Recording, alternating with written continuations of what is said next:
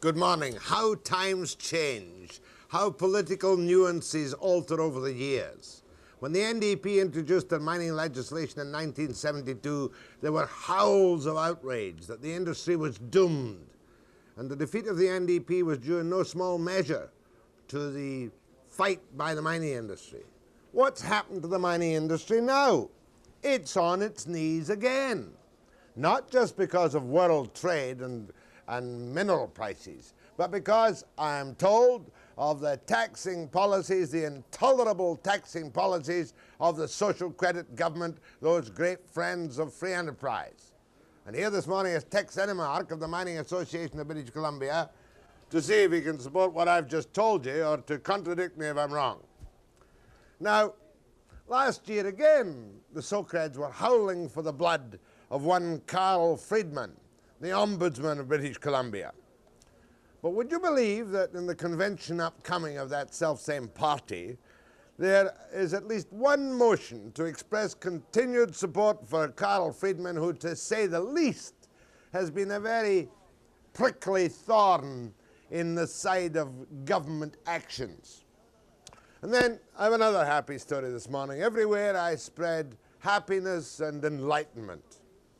Would you believe that a well-established, long-established, efficient Vancouver machine tool company, Murray-Latta, were told on the 19th of September that they had won a $4 million bid for ski lifts for Kananaskis for the Olympics of 1988. They were the only Canadian firm to pre-qualify. They were the low bidder. The next day they were told, sorry boys, it's going to a European firm. Small story, but important, and means a dozen jobs, or could have meant a dozen extra jobs in Vancouver.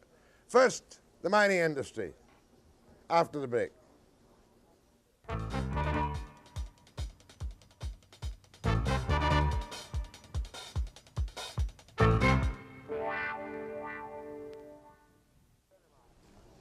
Tex Enemark is president of the Mining Association of British Columbia, and I want to get this in simple terms. I said off the top that the NDP came straight up at you and said, boy, you're going to get it right between the teeth. What's happened to social credit? Are they doing exactly the same thing? Do they know the state of the mining industry in British Columbia and how disastrous it is? Yeah, what they've done, however, the qualitative difference is that while the NDP sort of went after the mining industry in the early 70s, the Socreds have been so mesmerized by their need for extra revenue, they've been raising taxes without considering the consequences or the incidence of it. And the tax choices they have made, and this is what I told Mr. Curtis yesterday, the tax choices they have made have caused us enormous problems. And while our losses of 19 mines in the past 2 years are $395 million, about $200 million of those losses, almost about half, is increases in taxes based on other than profits in the last 2 years. All right, let me get that straight. We've got 19 mines we're talking about. In the last 2 years, yes, they have lost on their balance sheet $400 million. In round numbers. We won't talk about all the people that have been laid off yet. Yep. $400 million on the wrong, in red. Yep. Right. Yes. And of that, of these losses, 250% of the losses are due to increased taxes by social credit. Are they trying to put you out of business, or are they just so desperate for money that they've got to put you out of business for a short-term gain and your long-term pain? Well, that's the problem. I don't think that they've really realized what they were doing. They're stupid. Well, Come on, you spoke to Curtis yesterday. Does Curtis know what he's doing? He knows today. He didn't know yesterday? I'm not so sure that before we put the numbers together, they really understood what they were doing. And what's happening to our business is not much different than what's happening to most other businesses. But we've been producing this kind of data, that kind of analysis. We know what's happening to us. We're the only industry in the province that produces that kind of analytical work, and we know what's happening. Fair enough. Now, we can't blame social credit for the price of copper or molybdenum or zinc or anything else, can we? No. But they have, not with malice and forethought, but by sheer desperation for money, they've increased your taxes by how much in the past few years? Direct taxes on the mining industry. In round numbers, some of this is a little hard to put together, but it would be in excess of $100 million a year. Up from about $55 million in 1980 to over $145 million in 1983, with more taxes having come this year, and on top of that some other numbers which we know are there, we can't exactly quantify. Right. Now, but it's $100 million a year. How many miners are out of work because of this particular lack of profit position and the heavy taxation from Curtis? How many miners have lost their jobs? Boy, that's a good question.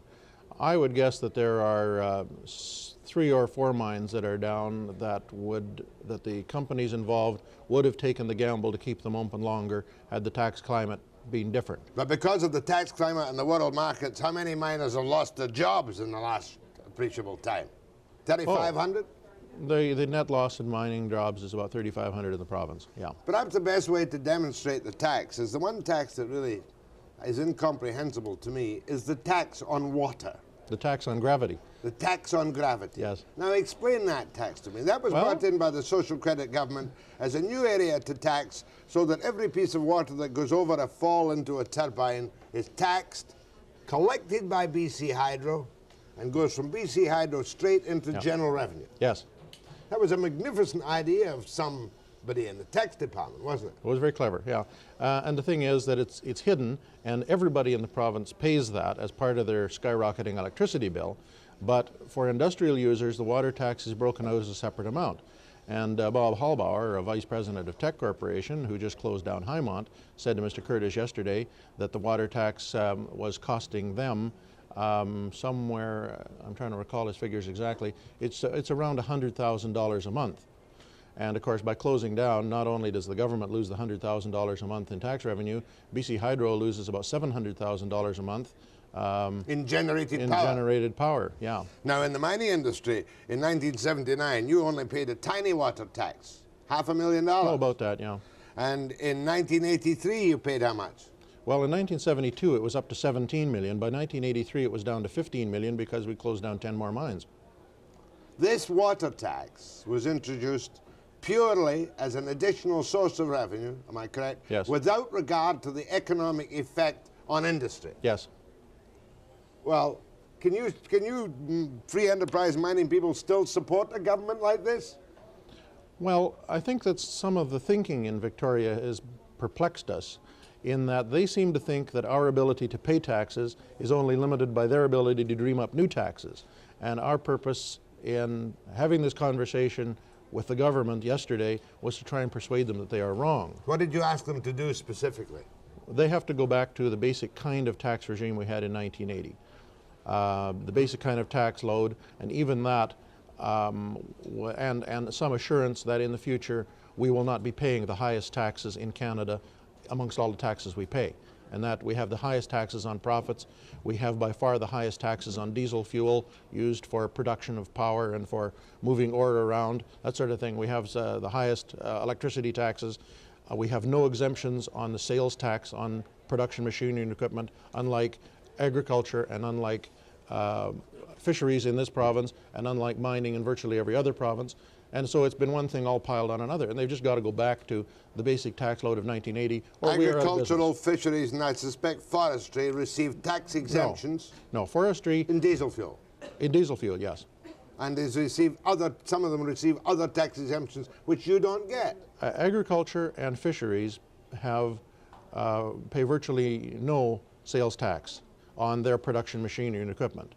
We paid $40 million last year on sales tax on production machinery and equipment. That's the investments we make and the supplies we make so that we can create jobs, so we can keep people working. And they're taxing our effort to try and do that. Now, but you asked Curtis yesterday, roll back the tax level to 1980, right? In terms of total take, yeah. Or what? Well, mines, because you're increasing the cost of doing business, every ore body in the province is becoming smaller. So a mine that in the interior, the Craigmont mine, which was seen last year as a 20-year mine with 650 employees, today has now shrunk to a 14-year mine with 350 employees. And the loss there is over 8,000 man-years of work.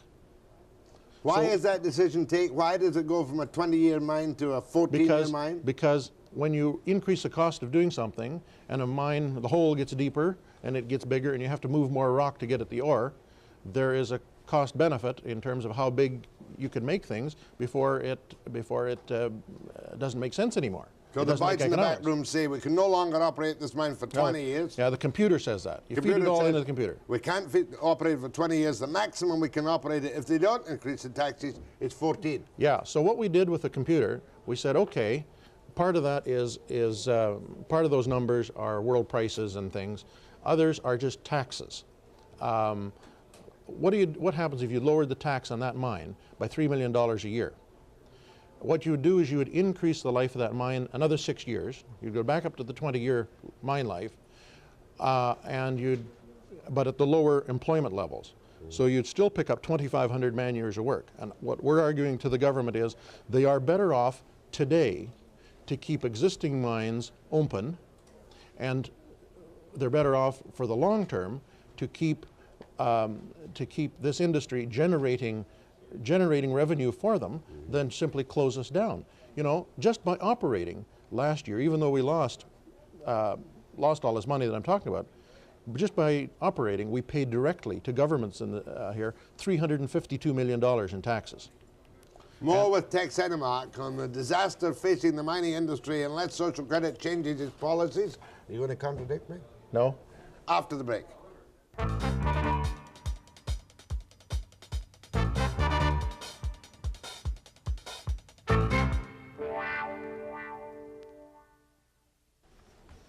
Before we get down to detail again, I was asking about this incredible water tax. People should understand this was a piece of social credit genius, that the water was running over the falls into turbines, right? Yes. And Bennett or somebody said, we'll tax that water, we'll put it through the BC Hydro bills or through the industry bills, and we'll just collect it straight into general revenue. Is that correct? Yes. That's one of the most brutal taxes you've ever seen ahead of. Well, it adds, first of all, it was totally unexpected, and everybody sort of, power bills started to go up. Nobody could figure out why immediately. It was unforeseen, first of all, and secondly, it's a penalty on operations. It says we're just going to raise your cost of operations willy-nilly an extra $1 million a month kind of thing. That tax stands by itself. You don't have to pay sales tax on that tax. Oh yes, we have to pay the 7% sales tax on that tax. If a mining operation is 100,000, did you say 100,000 a month in water? No, 100,000. $100,000 a month in the water tax, yes. They have to pay 7,000 sales tax on that water tax. Yes. Well, is there any way the mining industry can survive in the long term in British Columbia unless there's some world explosion in prices? Probably not even with a world explosion in prices, because remember that the mining industry in British Columbia pays the highest taxes on profits of any industrial group in Canada. So even if we do get the increases in taxes, the increases in prices, we also pay amongst the highest wages in the world. And then on top of that, you've got these very high taxes on our industrial inputs. The 7%, as I say, sales tax on all of the consumables we buy. Which is, you know, $600 million a year taxed at 7%. Is it now impossible, therefore, for really major new development and investment by anyone, even Cominco in BC? Well, Cominco's statement Friday in Trail and again yesterday to Mr. Curtis, I think fairly bluntly said that if they had known in 1977 when they decided to move ahead with building the most modern and the largest zinc smelter in the world in Trail, had they known what was going to happen, the chances of that going ahead were highly problematical, I think, would be not misstating the thing. Their share of the water tax is about $10 million. And just let me finish. Zinc is the one metal right now that is at a decently high price, and Cominco is still losing money. So you have to say, well, how can we ever possibly lose money in this jurisdiction if they're going to tax it even before we get it in our hands? It's quite intolerable. I don't want to be sucked in by the big fat barons who've ripped the millions out of the big holes in the ground of British Columbia. But can I take it from you quite sincerely that you're on the verge of being priced right out of the market and closing down every mine in BC? No, I don't think we're quite... Apart from the coal. We're not quite at that stage. I don't want to cause panic all over the province or anything like that. No, I'll tell you the difference is, we have the numbers, and if everybody else, every other industry in the province knew what their cost structure was the way we did, I think everybody'd be equally concerned. You talk about the big barons of the mining industry. Our average return on investment during the 10 years, 72 to 82, was 12.7%. Some of the best years the industry's had, a couple of bad ones. 1977 to 82, 12.5%. These taxes, which are those are not particularly good returns on investment. You're doing a lot better than that in your Canada savings bonds, Jack. Yeah, okay. The fact is that these taxes, had they been in place during that period of time, it would have dropped the return on investment, all other things being equal, by about 2%, down to, as I say, about 10.5%. Well, it's that margin that says, is anybody ever going to invest in the industry in this province again? One final question. How about North East Coal? You watch North East Coal? Yeah, sure. There are great proponents of doom and gloom in North East Coast. That Quintet ain't so good, that Quintet ain't so good, Bullmoose is going fine, but that the public investment in it and the Japanese cutting the prices means that we've got a huge monster on our back for years to come. How do you look at North East Coal?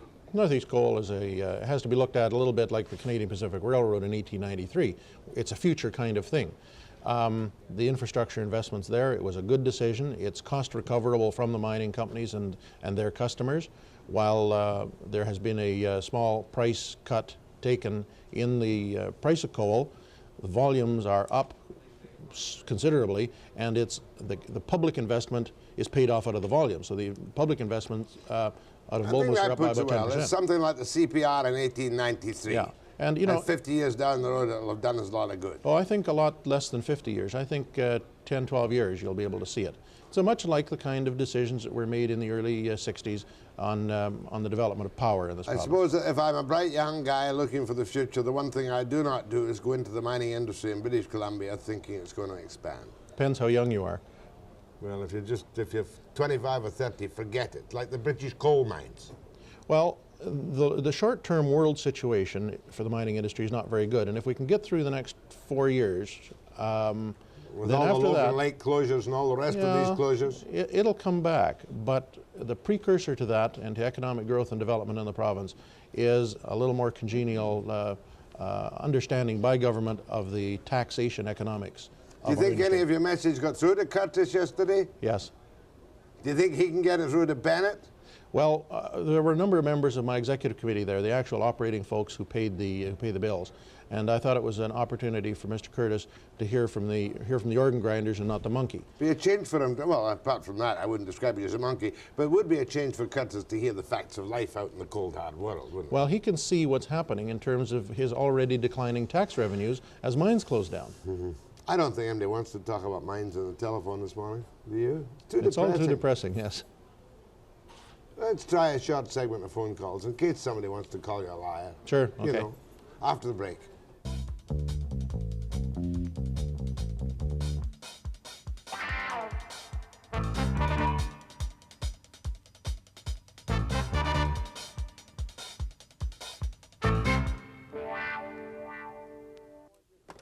This call is not on the topic, but I want you to give this guy some advice. He's calling from Tumbler Ridge. You calling from Tumbler Ridge? Can't hear you. Turn them up. Can't hear him. Where are you? Tumbler Ridge, yes, sir. Can't hear him. Tumbler Ridge, sir. Yeah, I can hear him. You can hear him now. Yeah. Nobody else can, but there's a guy calling from Tumbler Ridge, and he says he can't get a job, and he's been up there 6 months, and Quintet is not hiring, and what's he going to do? Now, you're the executive director of the Mining Association of British Columbia. How about getting this guy a job? That's unfair. I apologize. Look, I get members of Parliament calling me on the telephone with these kinds of requests about their constituents. Mines have closed down, and can we get jobs for them? And, you know, there's 35, there's about 5,000 fewer jobs in the industry than there were 2 years ago, except we've opened Northeast Coal, and so the net loss is somewhere around 3,000, 3,500 jobs. I wish I could help this guy, and I see some just absolutely tragic things in the mail and that kind of stuff. I just wish I could offer them Sorry, something. old boy. Sorry, old boy. Go ahead, please. Mr. Enemark, aside from the tax issue... We got problems. Just a minute. Hello? That's better. The tax issue, Yeah. which I'm assuming, Mr. Enemark, you're saying should be solely on profits and not on, not on a royalty basis, which comes off before profits. What other key variables do you think have to be fixed before the mining industry in BC becomes a viable industry again? And like, if you were the guy in charge, how would you go about doing this? Well, I think the government has to face the fact that there is that they are going to lose revenues because of mine closures unless they reduce the total tax load we are carrying. We are not at this point enormously concerned about the tax on profits because, frankly, there aren't any profits. What we are concerned about is the issue of economic development in the future and survival today, and we are asking that the taxes on other than profits, and that is property taxes, sales taxes, the taxes on fuel that we'd use to move our trucks around and generate electricity, the property taxes and that sort of thing, that they are all applied to us equitably and with some recognition of what it is we can bear. Yeah, you can make quite a strong face that there's discrimination against the mining industry and the application of provincial taxes. Yes. Go ahead, please. Yeah, Jack, I think it's about time to get the violins out and the crying towels for the mining industry. Why don't these bad BCers with these negative ideas about BC, why don't they just get lean and mean and welcome the new reality, and let's be brutal and frank about it. They Come on were in, pretty Premier quiet Bennett. about things when the restraint budgets were introduced last year, and now it's starting to be their axe that's getting gored, and all of a sudden they're whining and crying about it. Why doesn't Tex and Peter Brown and Murray Pesum and Scalabani and all the other little venture capitalists down there get out on the steps of the legislature and start picketing like they did back in '75? That's a good point.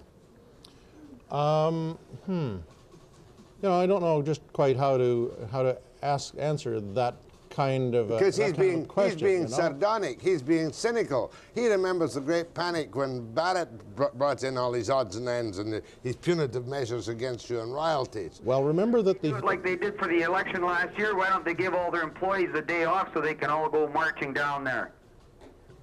Did you give your employees a day off so they could all vote for social credit? That's what he's saying. The free enterprises, not the Murray money. Pesum and all the stock exchange and that, they got their days off and they were out there big rallies at the Bentall Center and...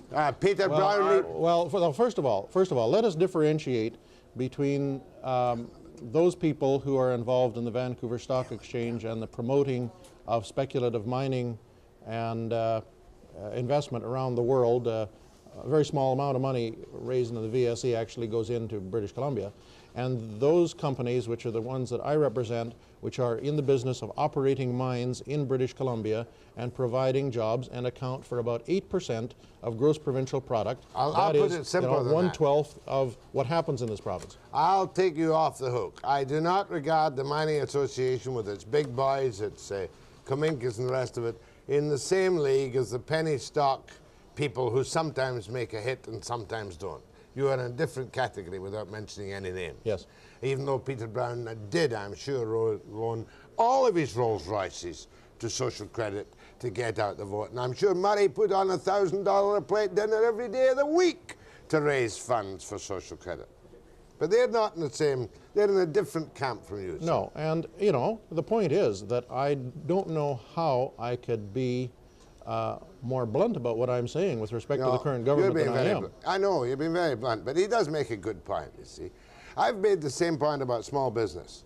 Small business is being badgered into bankruptcy by social credit. There's no doubt about that.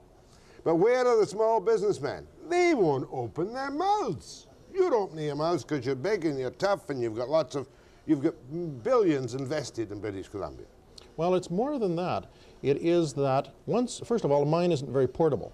You know, once you've got your $500 million stuck in the ground, you're there. You got to make her go. You can't get it out. You know, all kinds of businesses, they can pack it up and leave.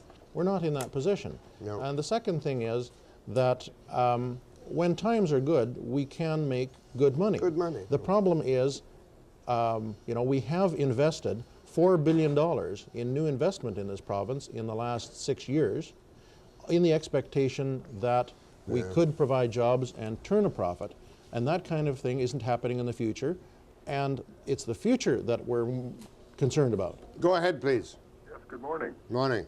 I was just wondering, out of personal curiosity, if you could tell us how many people, besides just miners, there's more than 3,500 miners who are out of work here. There are machinery builders, there are engineering firms closing down all over the province. And is there any round figure on the number of outside people that this affects? You know, you've got your facts and figures for the mining people themselves, but it's more than that. It's much bigger than that. Yeah, the multiplier would be such that if we're down by 3,500 people, there's another 10,000 people in the province that are affected seriously. Well, that are out of work, and then, you know, virtually every town in the province and all kinds of small businesses in the province, because we buy, you know, something like $750 million worth of supplies in this province every year. So everybody's hurting as a result of this. The only industry social credit has been able to attract in recent months is the splitting up the Western Canada lottery and putting the BC lotteries in Kamloops for 125 jobs. That's not helping us. That's a good, productive, long-term industry to soak the poor for lottery tickets. Thank you, sir. Thank you. Webster, go ahead, please. Good morning, Jack. Morning. I wonder if Mr. Enemark would care to comment on the $300 million which Mr. Trudeau gave to Chile to develop their copper mines last year. Well, that's not precisely the situation. As a matter of fact, that is not even approximately the situation.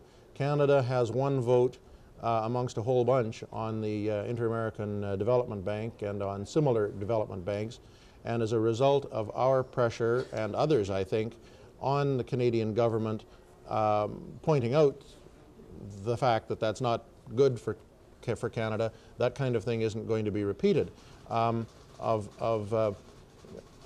You know, we have to be careful about what we do in the third world and who we help, because in some of these cases, third world development is not economic.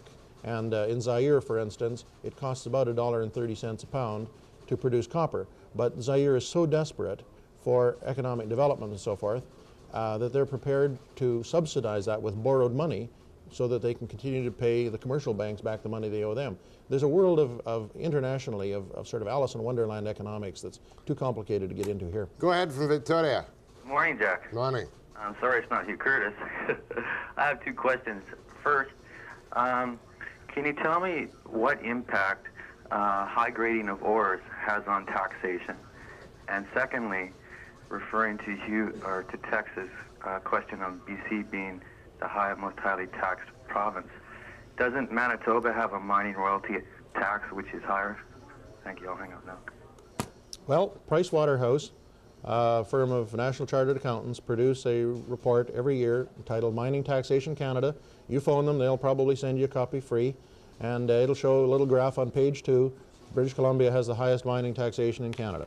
Now, on the other issue about high grading, at this point in the economic cycle, most mines are mining the richest ore they can because that's the lowest cost ore, and that's what's keeping people in business.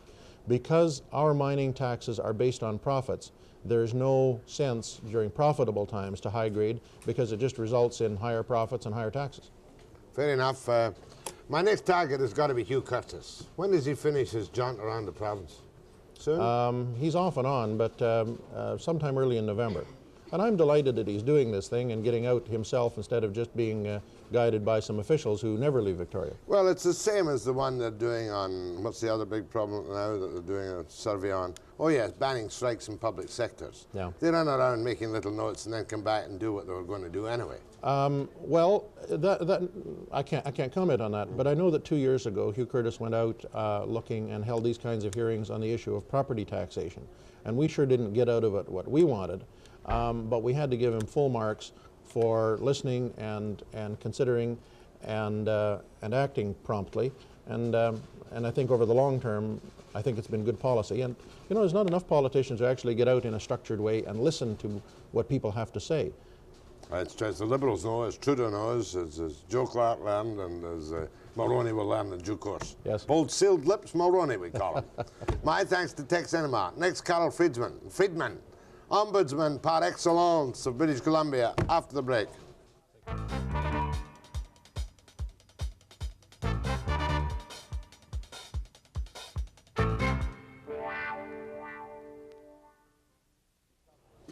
In June 1985, that's next summer, Karl Friedmann, the Ombudsman, finishes his first term of office. Tell me, Karl, has it been fun? Oh yes, I've thoroughly enjoyed it. There were some rough times, Jack. I won't gloat over that.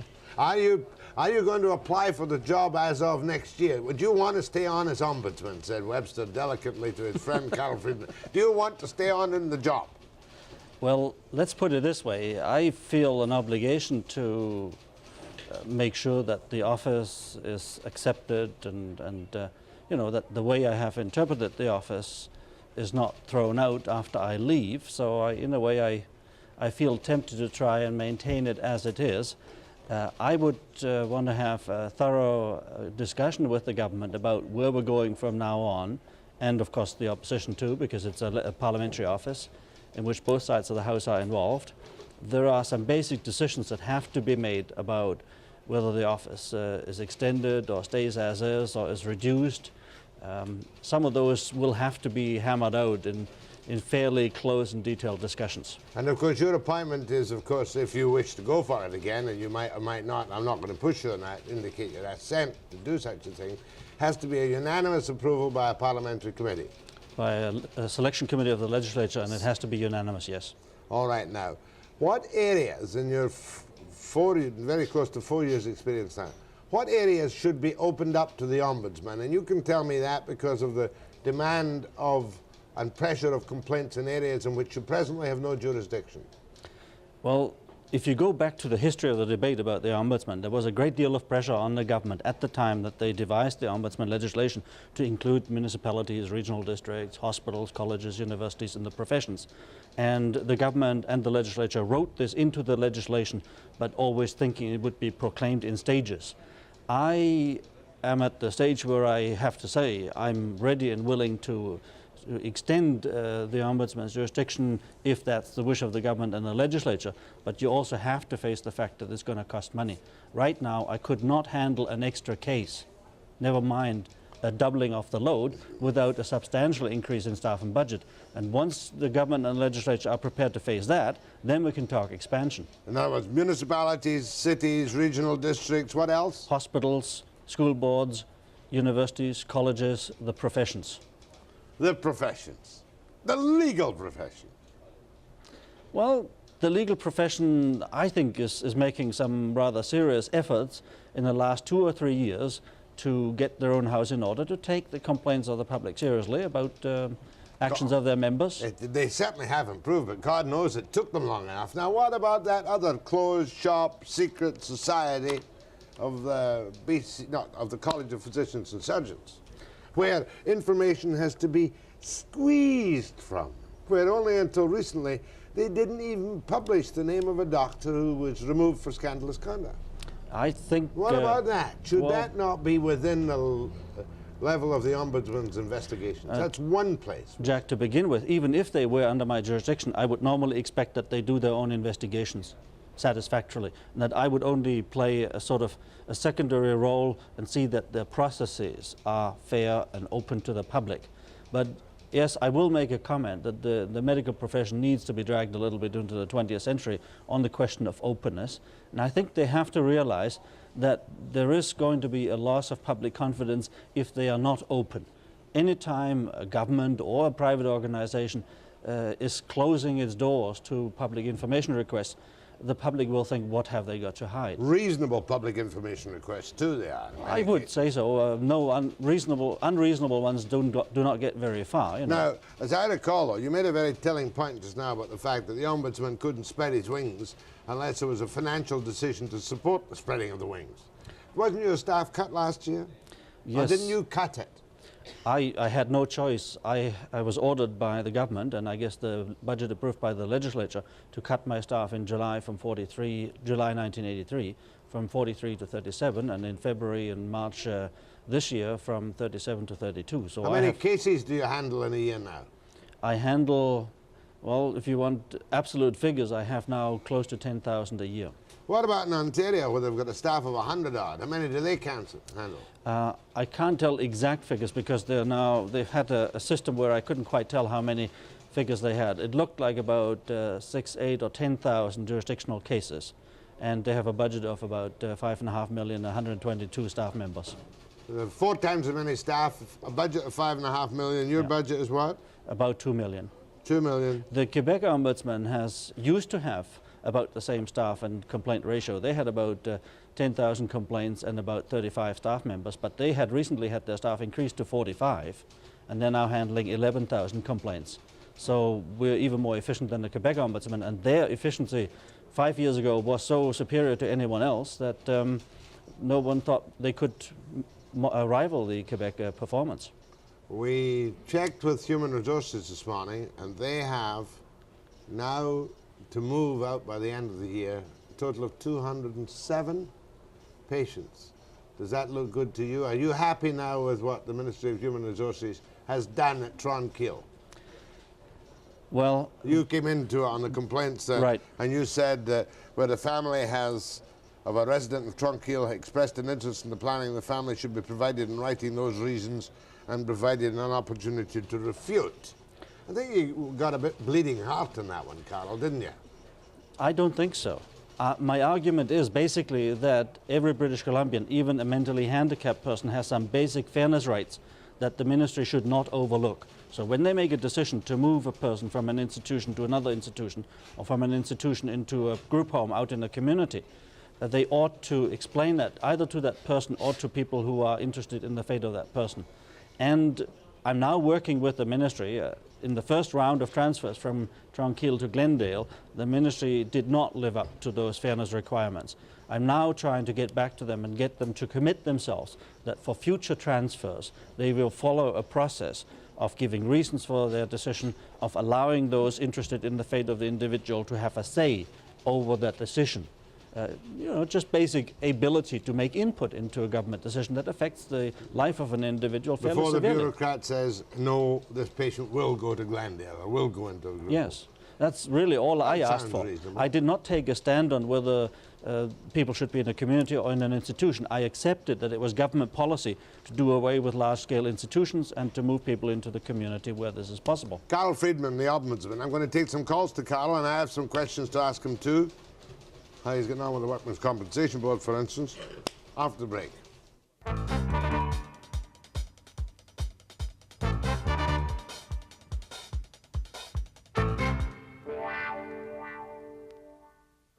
Recommendations. The Compensation Board. I remember quite clearly that you thought the board was being weakened. Is that correct?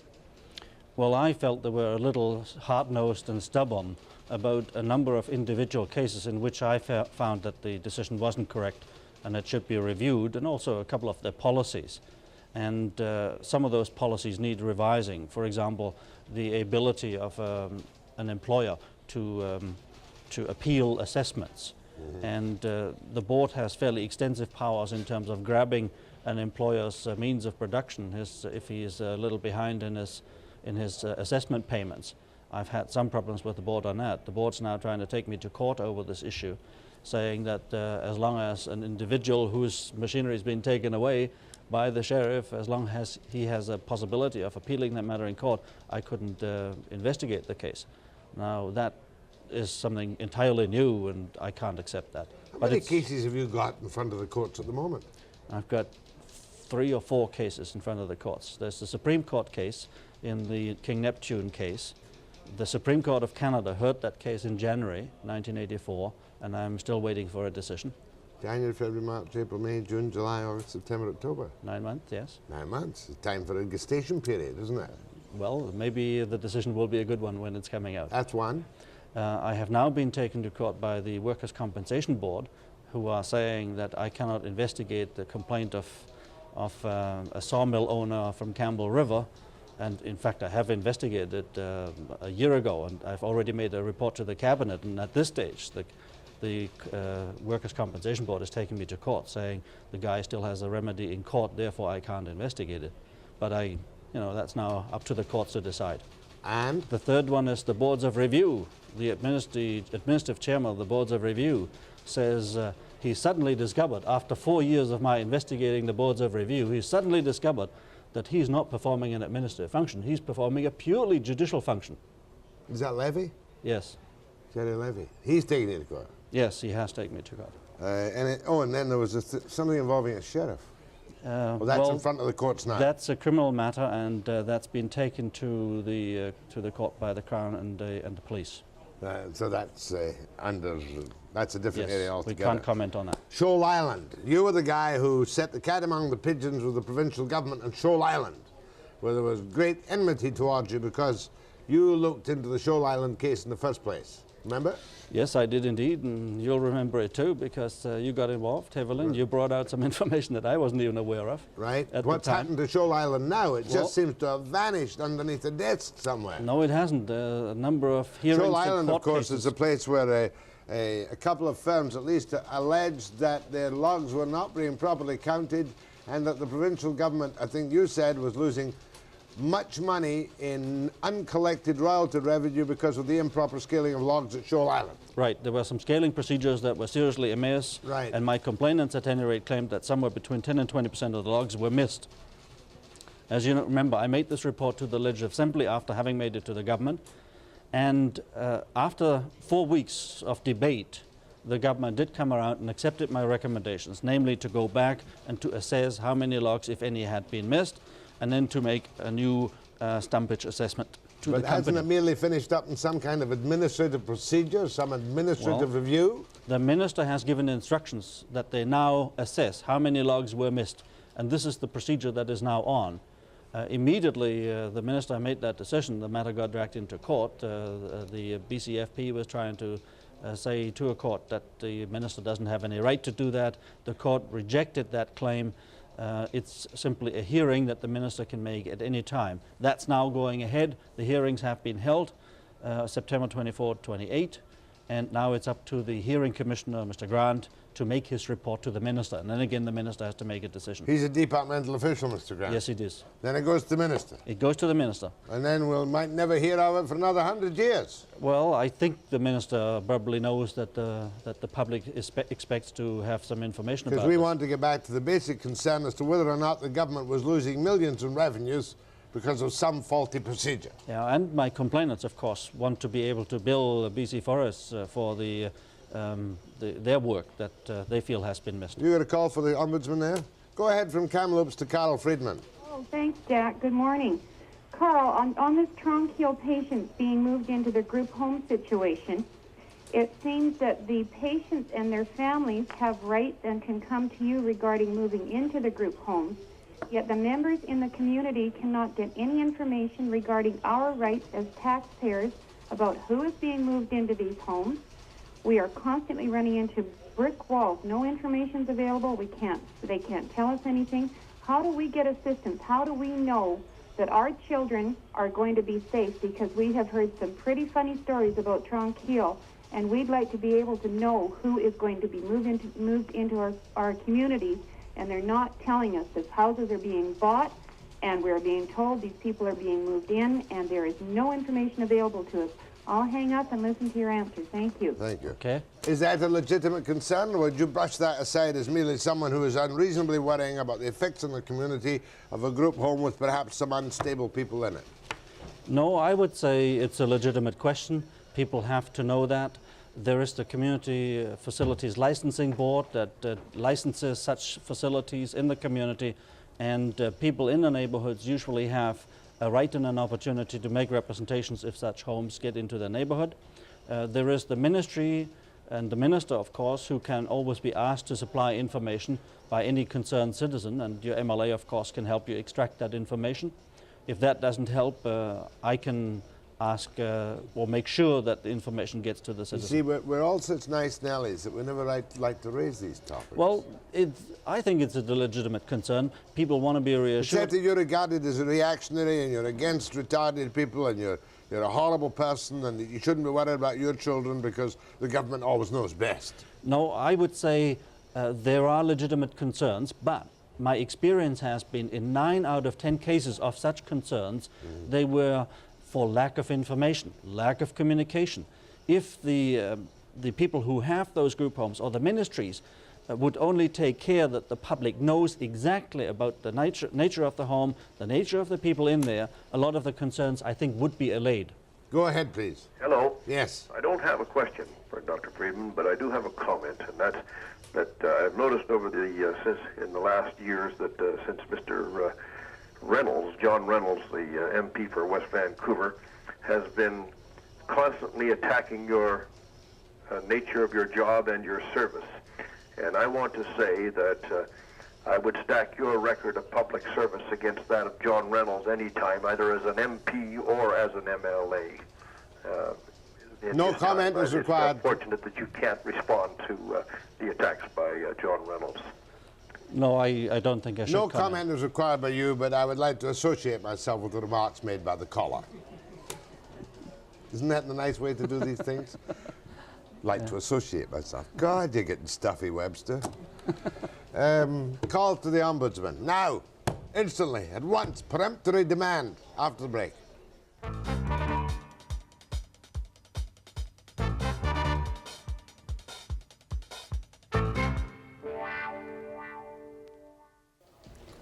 You don't touch the rentalsman. What's left of the rentalsman, do you? What's left of it, I can still take complaints, but I have not had many. No, ma'am. Simply because the rentalsman hasn't been doing very much. People don't know that he's still in business, actually, as far as certain aspects of the job are concerned. Very few, though. Let's see, get some calls to you. Go ahead, please. Morning, Mr. Friedmann. Morning. Yeah, first, let me express appreciation over the log scaling business of your attempting to protect the public treasury against fierce opposition of the Soviet government. I just have one question. Jack Monroe recently made a revelation that the 2 or 3 large forest companies had threatened smaller mill owners should they bid against logs or for logs that were to be exported. He was a member of a commission, 3-part commission, union, government, and company, and had been sitting, which had been sitting on their own recommendations regarding these export of logs. Do you have some comment on this? Have you heard about it? No, absolutely not. That's, as far as I can tell, this is really in the political debate, and I have no part of that.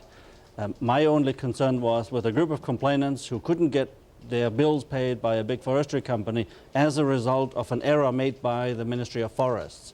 And so this is why I got involved. Normally I'm not involved in these political debates. Do you think your involvement would be the massive numbers of unemployed in this province, and it certainly does have an effect? No, I'm afraid that's the government's job, and you'll have to direct that to the Premier or to the Minister in charge of employment matters. Thank you. Go ahead from Prince George. Where are you in Prince George? Hello there.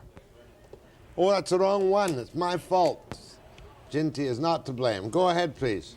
Good morning. Morning. Just like to compliment Dr. Friedmann and his business in the past, and just, is it coming through? Yes, yes. Okay, I've had business with him myself, and I'd like to compliment him, and I certainly hope that he'll continue on in the job, and just like to make a little suggestion in regard to budget. I'd like to suggest that he request that the Land Commission's budget be cut by the amount that he needs, and just give it to him. And finally, I'd like to just know if he could make a little comment on the air on the outcome of disposition, a final disposition, if there has been one, of the Reed case at Pemberton. I'll hang up and listen. Thank you. Okay, I won't comment about the Land Commission budget swap. No. It's a cute way of increasing my budget, but I wouldn't want to be responsible for that. The Reed case, yes, indeed. I made a comment about that in my last annual report. To fill you in briefly, this was where the Ministry of Highways had expropriated a piece of land from one private property owner, Mrs. Reed, to benefit another private developer.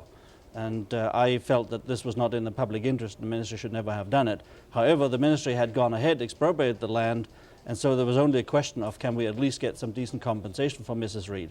And the ministry initially offered some $6,000 or $8,000 or $9,000, and eventually Mrs. Reed settled for an offer for $23,000. So the case has been settled, but not to my satisfaction. I still felt that the expropriation was improper. It was done for an improper purpose, and it should never have occurred. And we need desperately some expropriation power reforms in the legislature. And you may recall that Gardy Gardam introduced a bill, and we haven't heard anything since about that bill on expropriation laws to reform them a bit. And I think... That's 25 years we've been waiting for reform of expropriation laws. At least, I suppose you could go back to the 19th century. So while Mrs. Reid might be satisfied with the $23,000, you make the point that it was an improper procedure and the clock should have been turned back by statute if necessary. She simply had to put up with the inevitable. I mean, the ministry forced it by publishing an expropriation notice in the Gazette. There was nothing she could do legally against that. So we simply had to take second or third best, at least accept compensation for it. She didn't want to sell or want to be expropriated for the benefit of a private developer. If it had been for a public purpose, like a road, that would have been a different story. Go ahead, please. I just want to compliment Mr. Friedmann on the work he does on behalf of the people of BC, considering he's doing it in a government that I think has drawn very far away from the people. And I can only hope that the government doesn't cancel his budget, because I think they must look on you as a threat to their own political life. Well, Jack, I don't want to interpret the government, but as far as I'm concerned, the government has put forward a budget in the legislature. I would like to see it a little increased rather than decreased, but basically the office exists. The government, in my view, officially is in support of it.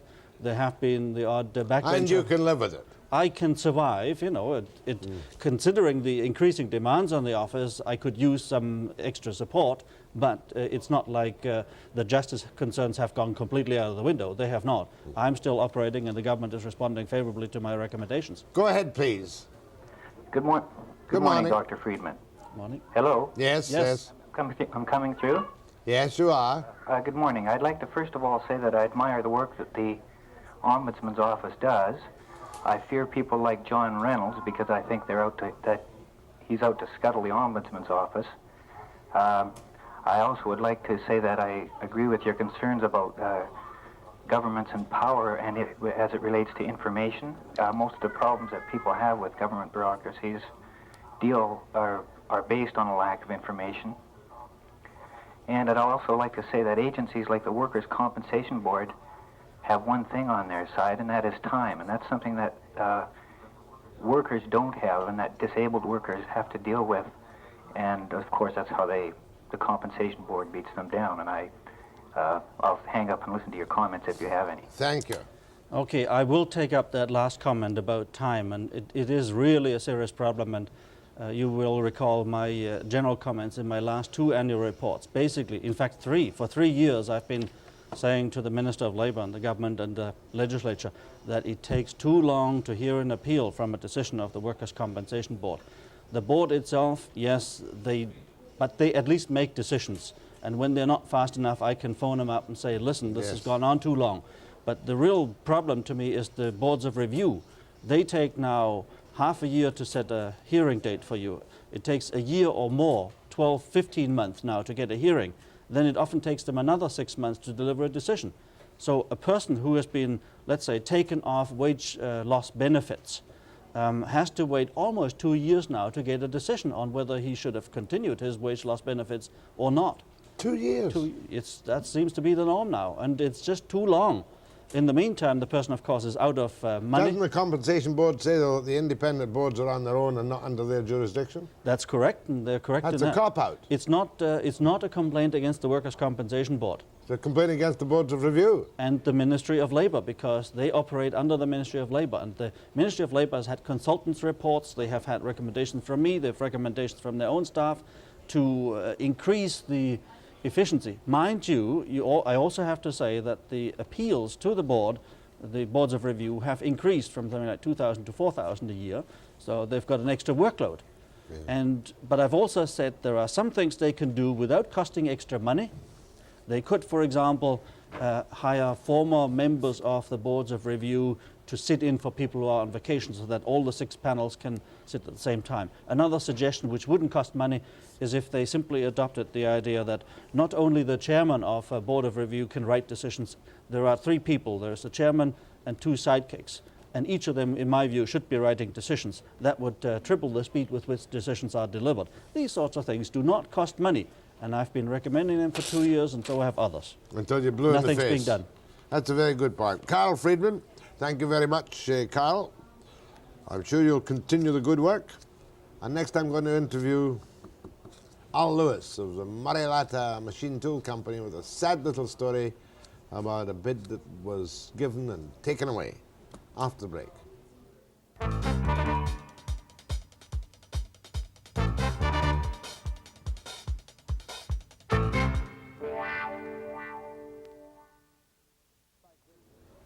In times like this in British Columbia, we take notice of events that we might otherwise pass by.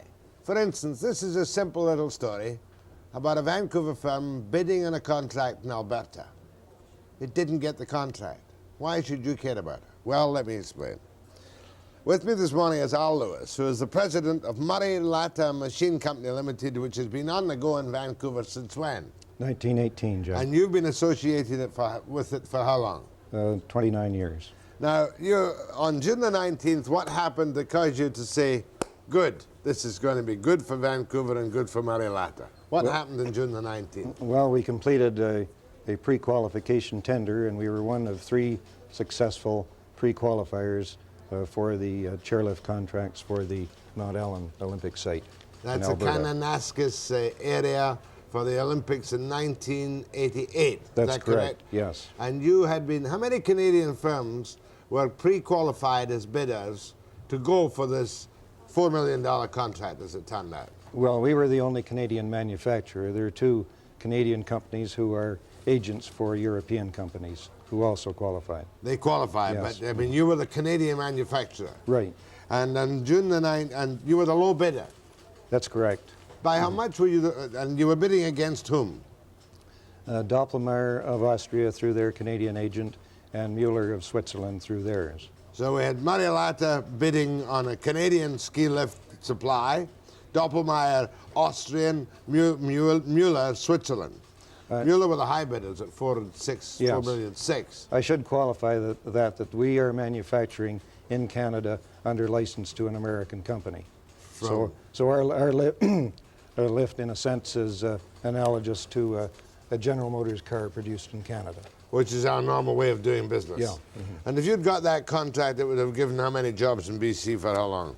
Oh, at least 10 for a year. Now, on the evening of September the 19th, were you told that you were a successful bidder? Yes. Mm-hmm. And that would have meant you'd have got a letter of intent? We received a phone call from the consultant who had been doing the technical evaluations. He told us that he congratulated us that we had been chosen as a successful bidder, that he was authorized to give us this information, and that a letter of intent was being issued. He was acting on behalf of the Alberta Public Works Supply and Services Department, was he? Yes. Mm-hmm. What happened, and you went home and said to the people in your plant, great stuff, we got this contract, right? Yes, I did. What happened the next day?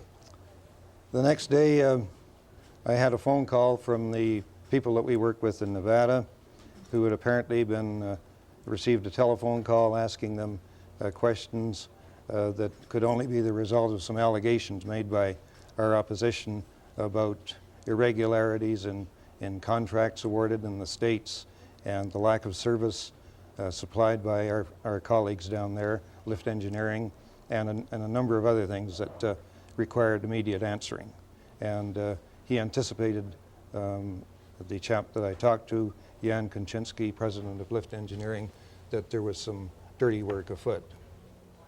And then the net result was that shortly after you were told that you had the contract, the decision was retracted. The decision just seemed to disappear into thin air.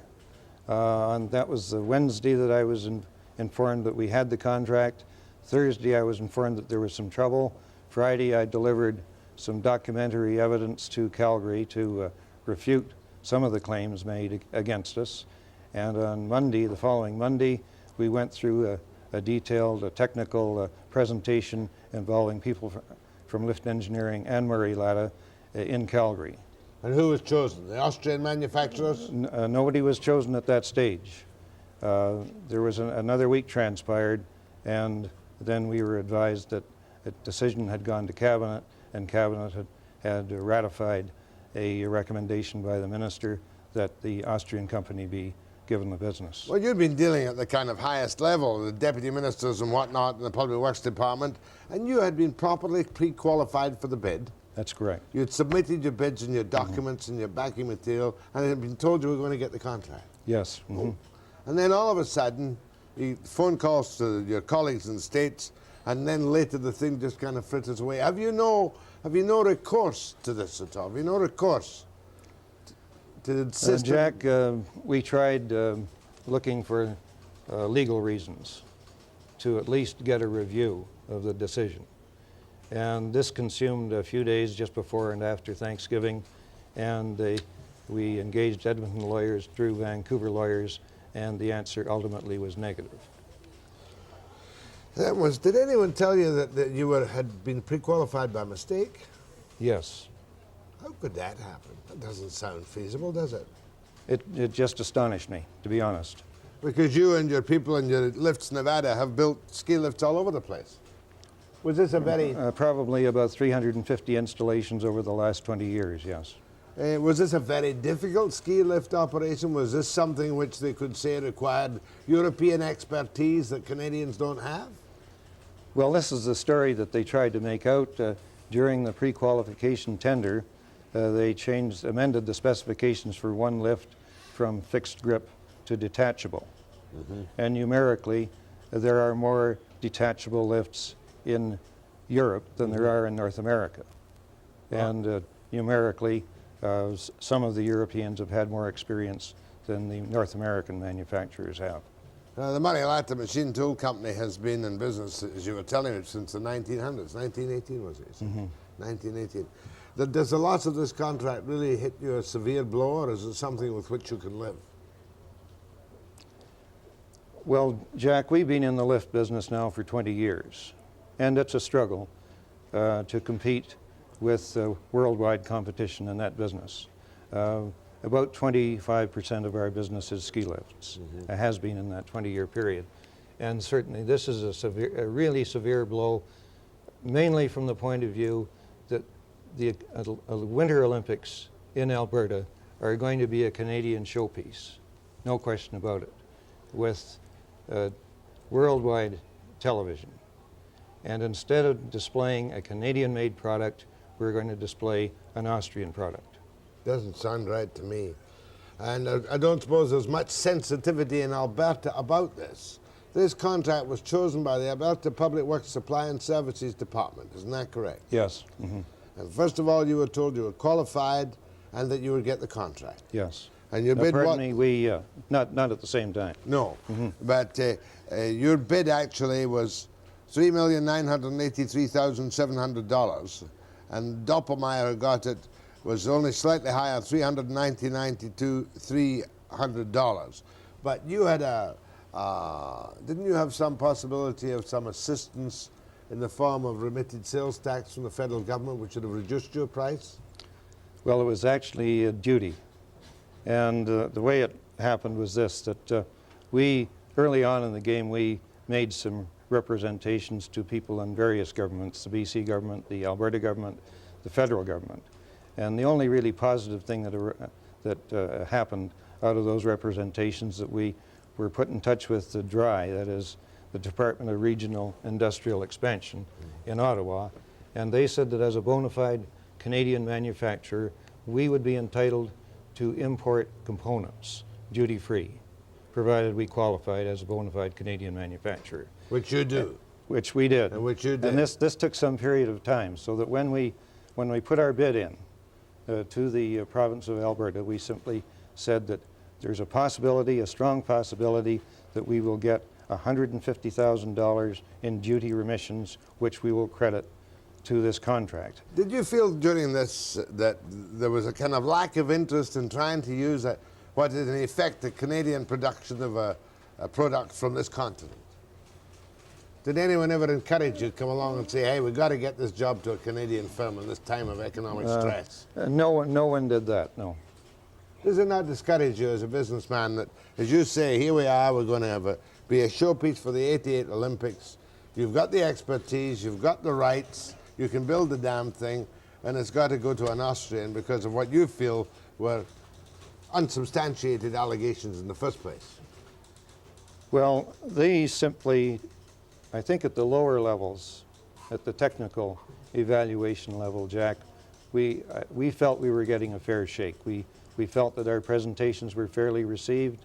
At one stage of the game, we kind of questioned their understanding of the situation, and so the two consultants employed by the Alberta Public Works flew to Salt Lake City. They were then taken by plane by our colleagues in Nevada over installations across the West over the next 2 days, including our competitor's latest installation in Oregon.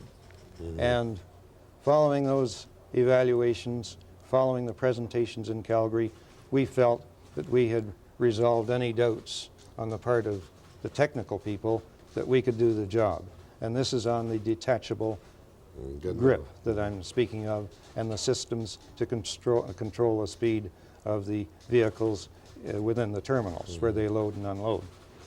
And apparently any conclusions that they may have come to were just thrown out the window at the deputy minister's level. I don't know what level, but he's the man that took the responsibility.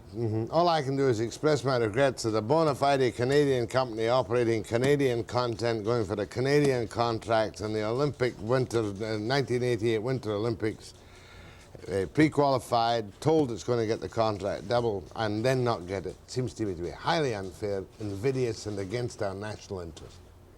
I have to agree. Best of luck with Murray-Latta Machine Co company in Vancouver. That's the kind of thing our politicians should really be fighting for. And I'll be back with a short free-for-all after the break.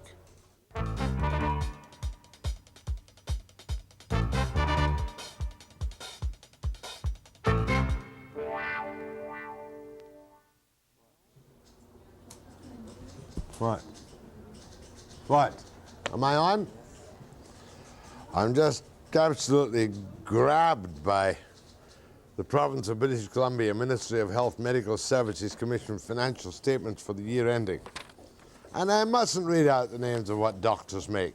One's got to remember that they have so much overhead that it gives a false picture of their incomes. 400, oh no, 200, 300, 500,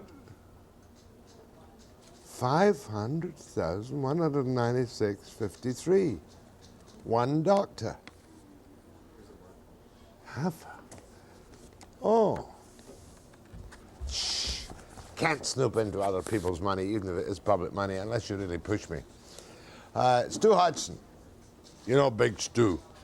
MTOC. Yesterday, he phoned me to tell me that he had not just put on 3 extra telephone switchboard answerers for the transit services information, but 7. There are now 13 lines being answered at all times in BC Transit information. I bet you nobody here remembers the number. 324-3211. Let's try it. 324? 3211. Speak up, I'm getting deaf. Just going to try it. See, it rings right away. It's not busy anymore. That's information. Thank you very much, information, for answering the question. You're on the air. I won't embarrass you. I hope you like your new job. Well, I've liked it fine for over 5 years. Good. I'll sign you on for 5 years right now. That's terrific. This is one of the good... Guess who's speaking? I know who you are. You're Jack Webster, and I know you well from years ago. Uh-oh. You used to stay at our place in Kelowna.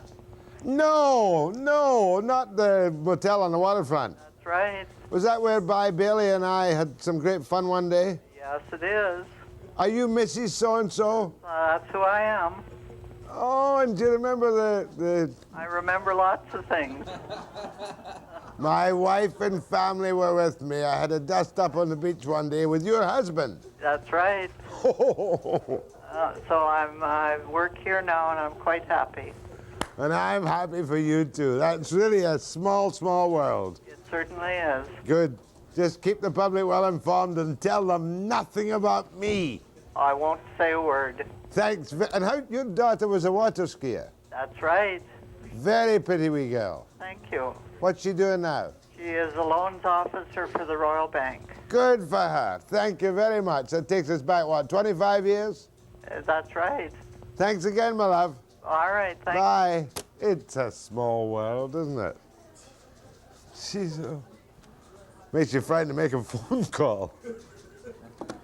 Actually, I threatened to belt her husband because he had put my bathrobe or my beach robe into the garbage can. He had a phobia about things lying on the beach.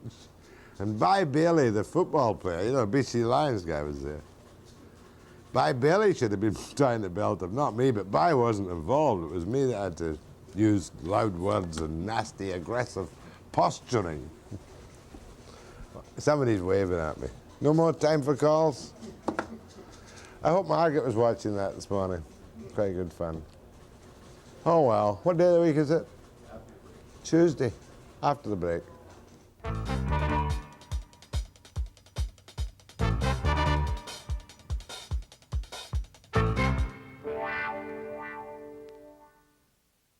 Big in that either. Give me a call in 5 minutes. Okie dokie. Some Toronto book publisher trying to flog some dull book. No. Tomorrow, George Van Roggen's going to be talking about free trade. We're going to have a sharp, hard look at the cuts of Simon Fraser. And we're going to speak to a good old relic of the past from British commander of the International Brigade in Spain. And I'll be here in full flower at 9 a.m. precisely.